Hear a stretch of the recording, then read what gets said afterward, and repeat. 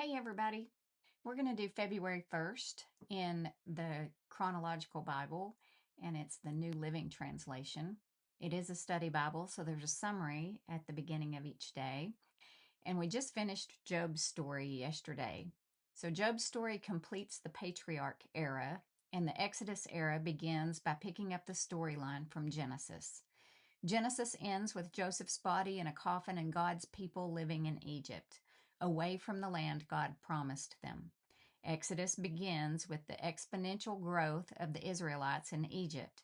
This numerical growth makes Egypt's rulers feel threatened, and the Egyptians seek to contain the Israelites through forced slavery and male infanticide. They were killing all the male children. God hears his people's cries, however, and provides for their preservation and liberation. Through the womb of a Levite woman, God raises up a deliverer for the Israelites named Moses. Through the palace of the Egyptian princess, God educates the deliverer. Through a burning bush, God introduces himself to Moses as the God of Abraham, Isaac, and Jacob. God had promised Abraham that his descendants would be enslaved for 400 years, that he would liberate them, and that they would plunder their masters. He made that promise in Genesis 15:13 through 14. That time has arrived. The account in Exodus is traditionally thought to have begun approximately 300 years after Joseph's death. Two dates are listed throughout: the traditional earlier date and an alternative later date. The Israelites in Egypt. This is Exodus chapter 1, verses 1 through 22, and it begins around either 1526 or 1360 BC. These are the names of the sons of Israel, that is, Jacob, who moved to Egypt with their father, each with his family: Reuben, Simeon, Levi, Judah, Issachar, Zebulun, Benjamin, Dan, Naphtali, Gad, and Asher. In all, Jacob had 70 descendants in Egypt, including Joseph, who was already there. In time, Joseph and all of his brothers died, ending that entire generation. But their descendants, the Israelites, had many children and grandchildren. In fact, they multiplied so greatly that they became extremely powerful and filled the land. Eventually, a new king came to power in Egypt who knew nothing about Joseph or what he had done. He said to his people, "Look, the people of Israel now outnumber us and are stronger than we are. We must make a plan to keep them from growing even more. If we don't, and if war breaks out, they will join our enemies and fight against us. Then they will escape from the country." So the Egyptians made the Israelites their slaves. They appointed brutal slave drivers over them, hoping to wear them down with crushing labor. They forced them to build the cities of Pithom and Ramesses as supply centers for the king. But the more the Egyptians oppressed them, the more the Israelites multiplied and spread, and the more alarmed the Egyptians became. So the Egyptians worked the people of Israel without mercy. They made their lives bitter, forcing them to mix mortar and make bricks and do all the work in the fields. They were ruthless in all their demands. Then Pharaoh, the king of Egypt, gave this order to the Hebrew midwives, Shiphrah and Puah: "When you help the Hebrew women as they give birth, watch as they deliver. If the baby is a boy, kill him. If it is a girl, let her live." But because the midwives feared God, they refused to obey the king's orders. They allowed the boys to live too. So the king of Egypt called for the midwives. "Why have you done this?" he demanded. "Why have you allowed the boys to live?" "The Hebrew women are not like the Egyptian women," the midwives replied. "They are more vigorous and have their babies so quickly that we cannot get there in time." So God was good to the midwives, and the Israelites continued to multiply, growing more and more powerful. And because the midwives feared God, he gave them families of their own. Then Pharaoh gave this order to all his people: "Throw every newborn Hebrew baby into the Nile River, but you may let the girls live." I want to go back and reiterate. The midwives feared God. They refused to obey the king's orders. And then it says, so God was good to the midwives. And the Israelites continued to multiply, growing more and more powerful. And because the midwives feared God, he gave them families of their own. They feared him, he blessed them. I just want you to understand that. And they were ordered to kill babies. They didn't, because they feared God, and God blessed them. The birth of Moses, Exodus 2. About this time, a man and woman from the tribe of Levi got married. The woman became pregnant and gave birth to a son. She saw that he was a special baby and kept him hidden for 3 months. But when she could no longer hide him, she got a basket made of papyrus reeds and waterproofed it with tar and pitch. She put the baby in the basket and laid it among the reeds along the bank of the Nile River. The baby's sister then stood at a distance, watching to see what would happen to him. Soon Pharaoh's daughter came down to bathe in the river, and her attendants walked along the river bank. When the princess saw the basket among the reeds, she sent her maid to get it for her. When the princess opened it, she saw the baby. The little boy was crying, and she felt sorry for him. This must be one of the Hebrew children, she said. Then the baby's sister approached the princess. Should I go and find one of the Hebrew women to nurse the baby for you? She asked. Yes, do, the princess replied, so the girl went and called the baby's mother. Take this baby and nurse him for me, the princess told the baby's mother. I will pay you for your help. So the woman took her baby home and nursed him. Later, when the boy was older, his mother brought him back to Pharaoh's daughter, who adopted him as her own son. The princess named him Moses, for she explained, I lifted him out of the water. Moses escapes to Midian, Exodus 2:11 through 25. Moses was 40 years old when what follows took place. Many years later, when Moses had grown up, he went out to visit his own people, the Hebrews, and he saw how hard they were forced to work. During his visit, he saw an Egyptian beating one of his fellow Hebrews. After looking in all directions to make sure no one was watching, Moses killed the Egyptian and hid the body in the sand. The next day, when Moses went out to visit his people again, he saw 2 Hebrew men fighting. Why are you beating up your friend? Moses said to the one who had started the fight. The man replied, Who appointed you to be our prince and judge? Are you going to kill me as you killed that Egyptian yesterday? Then Moses was afraid, thinking, Everyone knows what I did.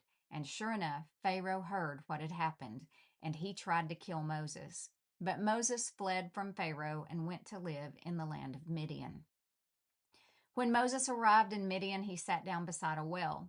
Now the priest of Midian had 7 daughters who came as usual to draw water and fill the water troughs for their father's flocks. But some other shepherds came and chased them away. So Moses jumped up and rescued the girls from the shepherds. Then he drew water for their flocks. When the girls returned to Reuel, their father, he asked, Why are you back so soon today? An Egyptian rescued us from the shepherds, they answered, and then he drew water for us and watered our flocks. Then where is he? Their father asked. Why did you leave him there? Invite him to come and eat with us. Moses accepted the invitation and he settled there with him. In time, Reuel gave Moses his daughter Zipporah to be his wife.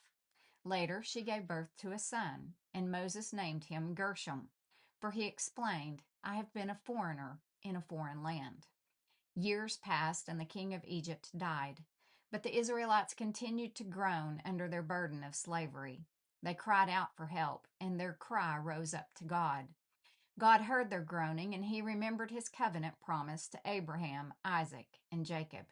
He looked down on the people of Israel and knew that it was time to act. Moses' family tree from 1 Chronicles 6:1 through 3. The sons of Levi were Gershon, Kohath, and Merari. The descendants of Kohath included Amram, Izhar, Hebron, and Uzziel. The children of Amram were Aaron, Moses, and Miriam. Moses and the burning bush, Exodus 3:1 through 22. At this time, Moses was 80 years old. One day, Moses was tending the flock of his father-in-law Jethro, the priest of Midian. He led the flock far into the wilderness and came to Sinai, the mountain of God. There the angel of the Lord appeared to him in a blazing fire from the middle of a bush. Moses stared in amazement. Though the bush was engulfed in flames, it didn't burn up. "This is amazing," Moses said to himself. "Why isn't that bush burning up? I must go see it." When the Lord saw Moses coming to take a closer look, God called to him from the middle of the bush, "Moses, Moses." "Here I am," Moses replied. "Do not come any closer," the Lord warned. "Take off your sandals, for you are standing on holy ground.